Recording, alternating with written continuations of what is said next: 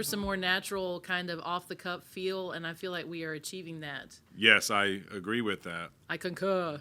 So, Can you concur with yourself, we've lost Brody? our recorders over there. They're going to cut all this stuff out. All right, now the real beginning. You ready? Yeah. Good morning. Hey, good morning. Thanks for being here today. Hey, I appreciate you showing up. Oh, wow. Anytime you're here, Josh, we're happy. It is great to be here, although I'm trying to be here less, but that's good. So how yesterday we started a new sermon series. That was exciting. It's right here in the beginning, and it was great. You know, we talked about creation, so nothing big, just the creation of everything, and it was great. No, I really enjoyed it. I thought it was a great energy. It was good to be back to regular schedule. It was. See a lot of faces we haven't seen because of traveling, and we had a new members class last night. Right, how'd that go? Good. It was fun. We had people show up randomly, which is great. Nice. Like that's what we like. So that was really good. Did they bring their own food? You know, they ate before, Okay. Which is also an option. Absolutely. I should have offered that option. So many options. But we did have a little bit of extra. But it was really good, some great conversation. And, again, it's always neat in those just to see the people God is bringing and the skill sets and the interests. And this came with a service project because we hadn't lowered the TVs after the service because the people who knew how to do it weren't there. So I said, guys, as an act, your first act of membership now is that we're going to go together and learn how to lower the TVs. So for those who don't have context for that, why are there TVs there's hanging? 3 TVs hanging in the gym that we use right now for worship. They're 85 inches, so that means they're incredibly heavy, and they're hung with a pulley system, and they're raised and lowered into boxes, but it takes about 5 people. And we had more than 5 people. So I was like, service project, let's go out and lower the TVs. I will just be honest with you and tell you, I would refuse to do that. That kind of stuff makes me so nervous because I just have a feeling somewhere in the back of my brain that I would be the one that caused the 85-inch television to crash and get destroyed. Well, they kept telling me not to stand right under it because they didn't want to be responsible for it. Well, but like part of the job is to help guide the TV. So I was the guider. Yes. But it worked out great. Not only would I not have been a part of that service project, I probably would have left so I didn't have to watch other people do it. I do sit there and think the whole time, all right, how much money is involved in this?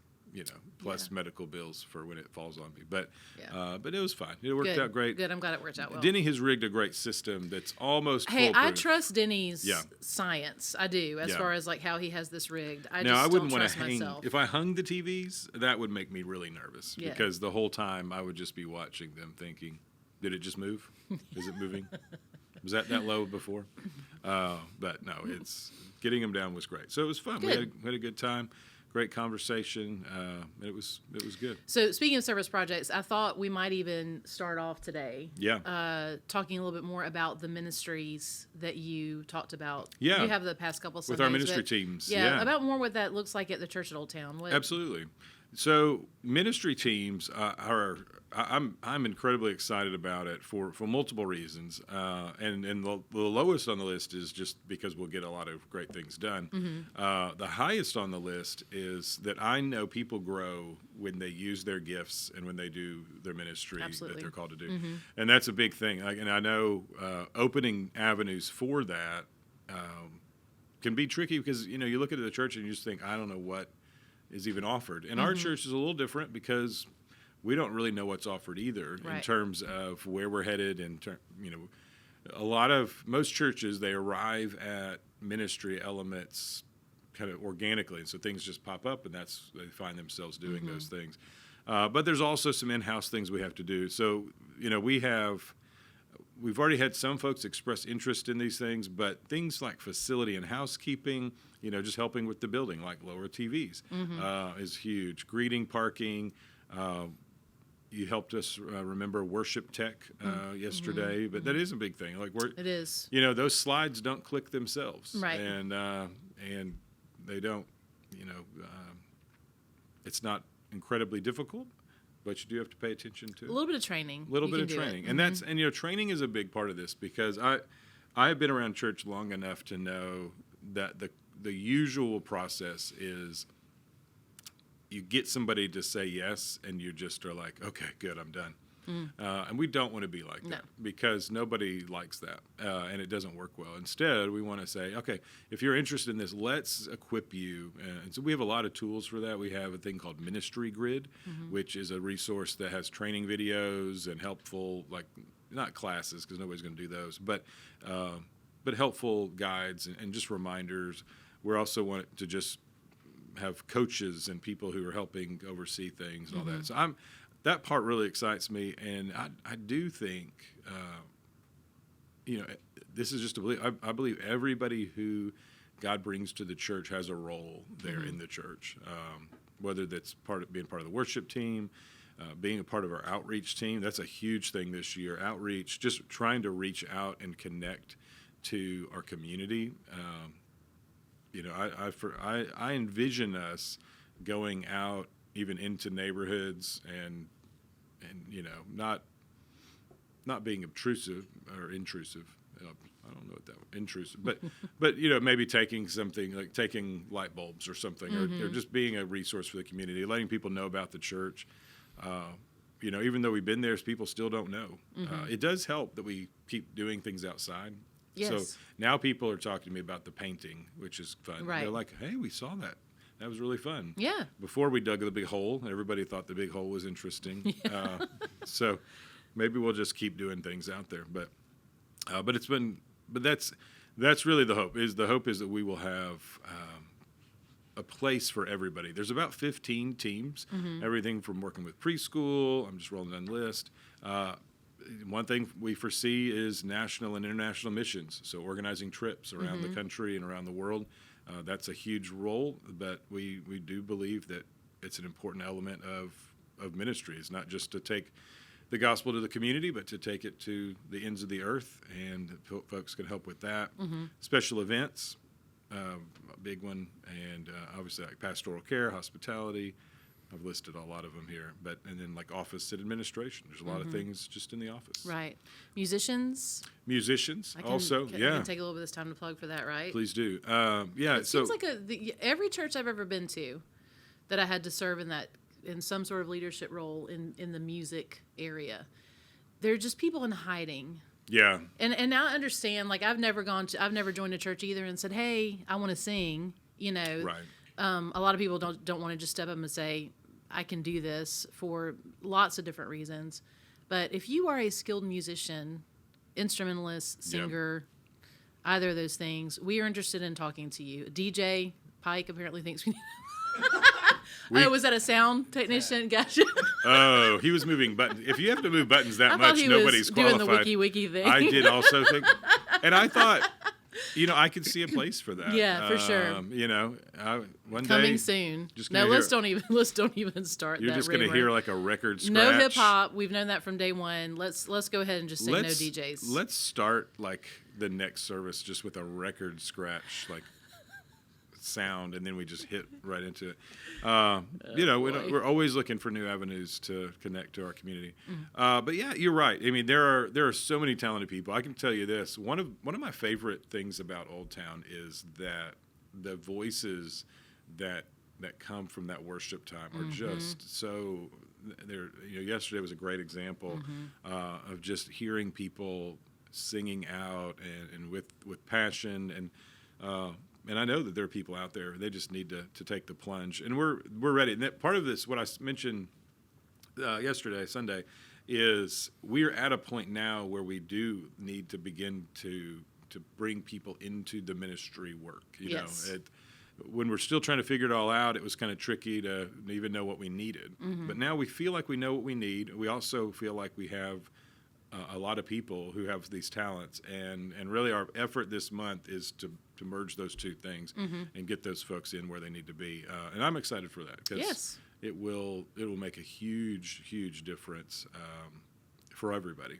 And like you said earlier, it already has such a great just kind of familial feel to our gatherings. When you start serving alongside each other, that only adds to that. That's right. Yeah, and we want all ages. So if you have a student, we want students to connect. In fact, studies show that if the more that a student is serving within a church, the more likely they are stay in church for the rest of their life slash, you know, those intermediate years where they have a lot of choices and freedom. Right. So we want students to serve. We want kids to find a spot, you know. Ashley and I have talked a little bit about how kids can play a role as well, even in their own ministry. And so there's a lot of options, and we want to make it fun. You know, one of our values is joy, and so we want it to be fun. And part of being fun is doing the things that you like doing, you know. Yes.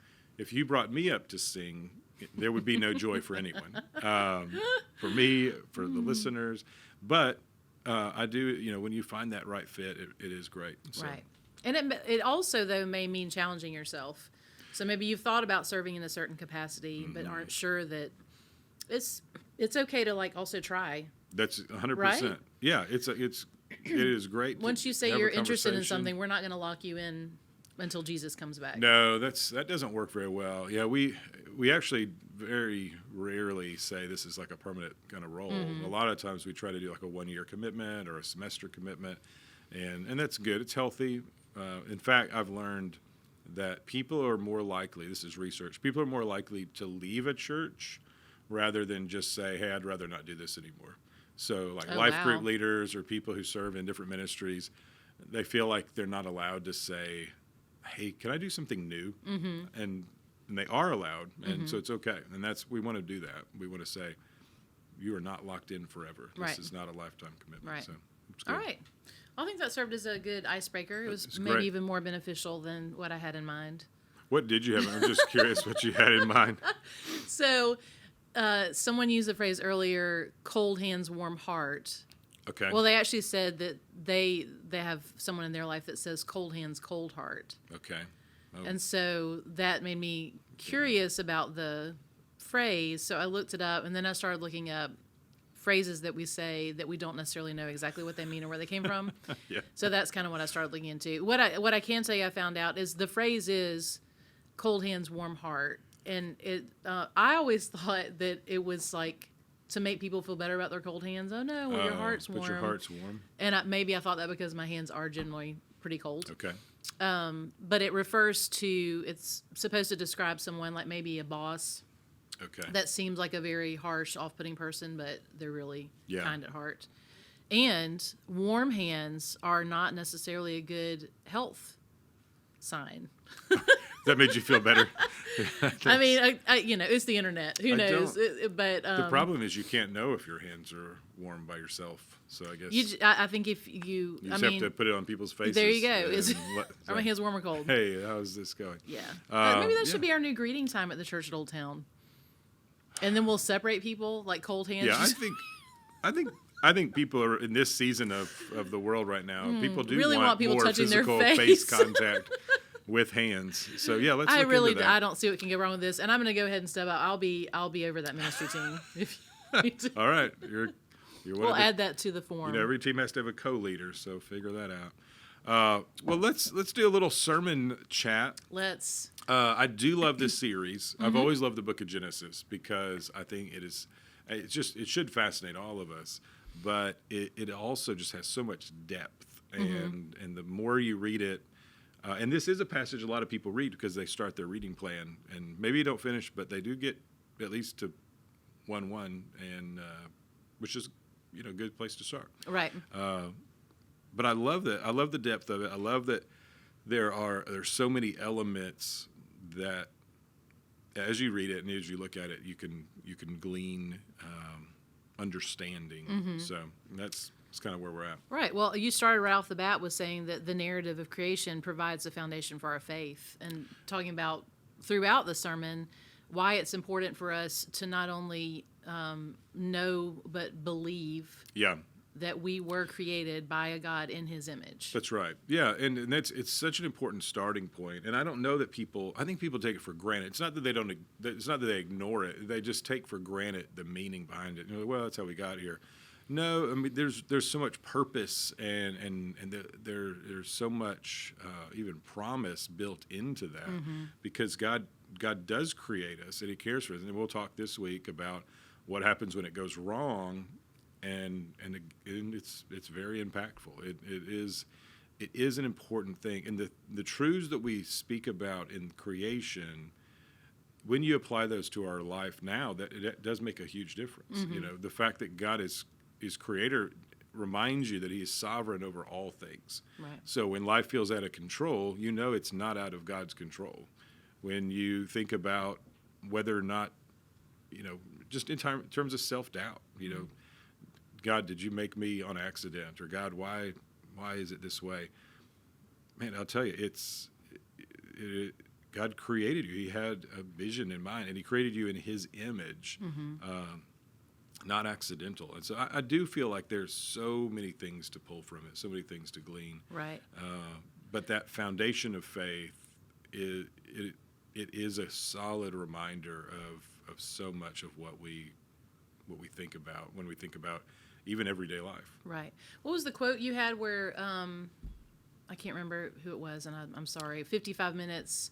If you were speaking to a lost person, 55 minutes should be spent on creation and the other 5 on salvation. So I'm almost positive that's Francis Schaeffer. I do need to go back. That sounds familiar. But Francis, you know, talking about this idea of sharing your faith, if you could help people understand that they are created for a purpose, they're created to know God, that is a great starting spot. Right. And it is a helpful way to understand just your whole life. And that, I think, if we did that, it would be really helpful. Right. So, right. Moving on to your second point, God's creation was good, but it was not made to be worshipped. Do you feel like? So I feel like if we look in the past, there was certainly an inclination for humans to worship an aspect of creation, the sun specifically, things like that. What do you think that looks like in modern day? Do you think there's still an inclination for people to look to creation and make that their focus as opposed to God himself? I don't think.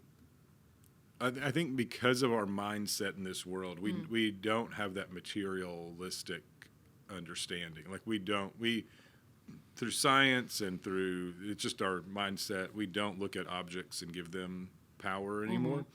But I think it has evolved into other things that we idolize. You know, I think we do still idolize people. You know, and that was a big issue. You know, Pharaoh or Caesar, they were considered to be gods, and I think we do. I mean, those are creation as well. Right. I do think we idolize people to a point where we give them more weight than they need to be, and really what we're saying is they are given the weight that God deserves. Obviously, and I think it's more conceptual. I think things like money are idolized. You know, we live our life focused on serving money. Right. And, you know, that's where you get the New Testament talking about you can't serve God and money because they're not opposing forces in terms of money's a bad thing, but the service of money, the worship of money, and the worship of God are not connected. And I think in our more psychological age, the self is actually becoming the new idol. You know, I am the most important thing, and so I need to worship myself, my well-being, my wholeness, and everything else is secondary to that. And so I will approve of God as long as he is helping me be my ideal self. But that's not really. Ironically, to be your ideal self, you have to worship God, and you have to flip the script there. But I think the self really has become, and you see, and I love the psychological language. I think it's helpful because I do think mental health awareness is very important. But I do worry that we go so far as to say now, whatever makes me happy is good, whatever doesn't make me happy is bad, and that's dependent upon the day. And so, or in your language, you know, that's we've evolved to where words are now considered violence because they make me feel bad. And what that says is I should never feel bad because I get to define my happiness and you need to make it happen. Right. And so I don't think we have statues that we worship. Probably, and it could be because we just got to the point where they weren't delivering their promises. You know, really worship. The reason we would worship creation is because we feel like we can manipulate it more. Because the worship that a lot of what was happening is we thought we could control the world through our worship. Right. You worship the moon god of harvest because you want a good harvest, and you thought, as long as I'm obedient, we would get that. And the people that Moses is writing to, and the Jewish folks who would read these passages, they struggled with those gods that they tried to say, well, did God create? Is God over the moon, or is that its own God? How does that work? But throughout the Bible, you see you just can't control God. God is not somebody you can put in your debt. He's not someone you can say, well, I'm going to do these things, so I'm going to need you to deliver. Barter with, right. But the other gods, when you look at how people relate to the other gods, the Greek gods, or they were meant to be controlled. You sacrificed to them, and they took care of you. So, and that's an interesting take. I was just interested to see, what you felt like that looks like in our modern day lives. I think that's really good to point out, especially the self worship, because you're right. There's just a line where you've got to, self-care is important. That's right. But it's not your. That's right. It's not your ultimate goal. You want to motor through these last 3 points? I know we're getting low on time. Yeah, let's do it. Talked about humanity holding a special place. So that's a good reminder both for us and for our interaction with other people. For us, it should give you some level of confidence and some level of value intrinsic to yourself, because God made you in His image. Right. So you have, if you hold God highly, then you can see yourself as holding that image. And more importantly, probably even and apply that to others. The person that right. is being annoying, the person that's hard to work with, the person that even cut you off in traffic. They too were created. This may not be the image. best way to see it, but in the end, knowing somebody's in the image of God is kind of like the safety net. The trapeze, like there's usually a net in the bottom. Like, it is the safety net that creates the baseline for our respect for other people. Like, if people cannot be respected for any other reason, they're rude to you, they hurt you, but you can still value them as a human being because of the image of God. And so it serves as this, rather than condemn them to whatever, you do have a baseline where you still honor them. That's why we're called to forgive. It's why we're called to, and that's hard. And it's not, again, there's so many complexities, we can't hit all that. But it is a baseline. When somebody's rude to you, it is very difficult. But you can say, it's a good thing you're made in the image of God. Or I would. Don't actually say that. But yeah. And then to see God, this idea of a new creation, yes. I would love to explore that and that whole concept. That's like a whole sermon series on how we're a new creation. But this idea of being a new creation, it's just a reminder that God is that powerful, that He can bring death to life, that He can bring new out of old, and that He transforms us, and that we're always changing. We're always being transformed. Right. But it is the same creative act that the plants and the dogs were made of that makes us this new creation. And then the last one just works by His word. It's just kind of it's really a secondary thing we would pull from this, but it is so important to note. He spoke the world into existence, and that same word is what we read in the Bible. Like right. Those are the things we get to hear from Him, and it does have access. So my hope was that for this sermon that people would have a fuller appreciation of creation, B, have a better understanding of themselves and then of the people around them, but also to be able to look at God and see Him in a more holistic way. And this is important because when we start to talk about the fall and sin, we need to start with the positive. Like this was the situation. And this is how good it was, because this creation was very good. For God to say something was very good, that's pretty good. Yeah. And then it's going to get bad. But spoiler alert: if you have fallen off the Bible reading plan for this year, if you fell off after way. day one, you're in trouble because it does go dark. I'm sure there's probably a Bible edit where everything's really positive. You'd have to delete about 95%, but it could be a really positive story. Could be. Probably a little, there might be some controversy over it. I would hope so, yeah. And I did like your reminders, just your parting thoughts, to remind people, and we'll do that again today, just as we close. Yeah. You are known Yeah. fully and loved fully by God. I love right. that you said, like, even the closest people in your life here on this earth do not know you as fully as God does. And He loves you in spite of anything that That's might right. be something that you keep hidden from others. And then He desires to know you, and really great point, and you need to understand that your soul desires to know Him. Yeah. So these longings that we have, these feelings that we feel like we've tried this, we've tried that, may be your soul's longing just for a deeper relationship with your Creator. Because I do think we were made to worship. You know, we were made to desire to worship something bigger than ourselves, and placing it in with God is so important. So, Which is why our response song yesterday was "Here I Am to Worship." yeah, I felt like that's our response to understanding our Creator and why we were created. We were made to worship Him. That's great. Well, good. Well, thanks for hanging out Good today. talk, yeah. Always a great time, and hopefully we'll continue on, and we'll start talking a little bit about the fall, which, good to bad. Yes. Don't forget that we're back with midweek this Wednesday night. That's right. 6:30. Midweek this week. It's going to be fun. I'm really looking forward. I've missed it a lot, and I think it's going to be helpful just to grow. We're focusing in on some great content.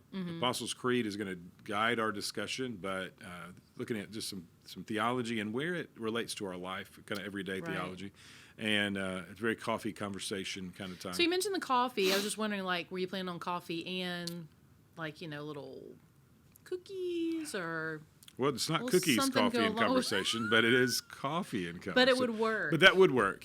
Snacks are always... We love alliteration. Snacks make A. things. We just did cookies, B, carols, we love and cookies. cocoa. Yes. And we did deliver on all three. Sometimes after dinner, it's nice to have just a little sweet something with your coffee. Do you drink... What is your time where you stop drinking coffee? Do you go, like, late into the day of coffee drinking? Only if completely necessary will I drink caffeinated after like 2 or 3, I'd say. But I've gotten into, I feel like it's one of the many ways I'm becoming like my mom. I have started buying decaf so that if I want to have a little cup of coffee with like the Stroop waffles. Okay, yeah. See, how about that? How about coffee conversations, Stroop waffles? I feel like that would have. There you go. That's the second ministry team I want to be in charge of. Good alliteration. But they are very yummy. I don't know because I've never had it. Does decaf coffee taste different? No. Okay. And I mean, I don't drink black coffee most of the time. Okay. But so I doctor it the same way, and to me it's the same. I will say, though, I didn't know this until a little while ago. Actually, Lynn Nip, who used to work here, they've moved to Texas now, but her doctor told her that even the decaf has a little bit. It does have a little bit. And I didn't. I thought if you've decafed it. That is, so it should be called less caffed, yes. not decaf. Well, that's good. I only drink like black coffee with a bunch of sugar. Like an espresso kind of coffee, not the little cup though. That's gross. But the espresso style, Cuba style, and you need to try some of Josh's French press. Yeah, he said it's just sitting out there. That's a whole different continent. K-cup. I didn't realize that was sitting out there. Yeah, somebody brought me coffee, and I said, "Hey, just put a lot of sugar in it." And then I sipped it, and I was like, "Oh, okay." I meant like a lot. I was about to say, so what is a lot of sugar to you? So I put 3.5 cereal spoon, or 3.5. 3.5. 4 would be no. It is actually excessive. There's 3.5. Well, I really just liked 3, and then I thought it could be a little better, so I can't go 4 because that's too much. So 3.5 cereal spoons of sugar. It's really interesting all the different. If you're watching and you're a coffee drinker, let us know in the comments how you drink your coffee because there's so many variations. Because I don't like creamer. Different sweeteners. Yeah. Creamer, no creamer, different creamers. Oat milk, almond milk, and just pure cane sugar. That's all. I don't like the other kind of sugar in there. Yeah. Yeah. All right, we could really go on and on, but we really shouldn't. This is like a whole day. We'll do a whole. All right. Bye, guys. See y'all.